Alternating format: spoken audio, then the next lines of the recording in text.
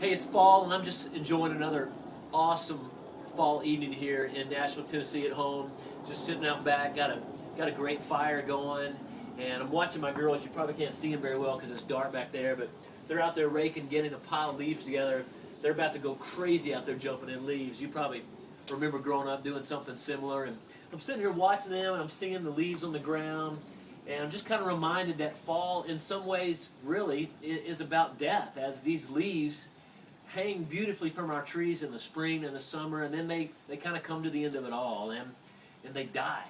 And not to focus on that, but there's beauty in that story, that long before the death of the leaf, we begin to see that change take place as we look into the trees in our yards all over the country, and we see colors of gold and red and yellow, and just the brilliance of it all, and the reminder of how beautiful fall can be. And eventually these leaves die, and we rake them up, and we mow them up, and they're done. But I was kind of thinking about that and sitting here reading the scripture a little, and was just reminded really of the story of life for us, spiritually speaking.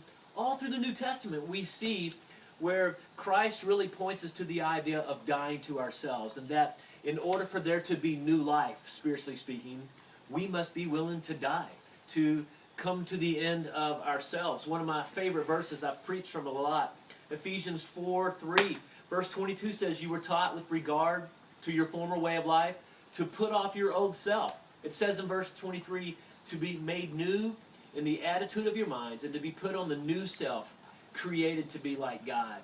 I see the leaves fall, and the reminder of death must happen for the leaves in order for the tree to do it all again next year and to come back alive in the spring. And I hope you'll think about that a little as you go through fall, and as you see a leaf lying on the ground or falling from a tree, that you too will be reminded that in order to really live the way Christ would have us live, it first begins with us coming to the end of ourselves and dying like a leaf on a tree. Hey, have a great fall.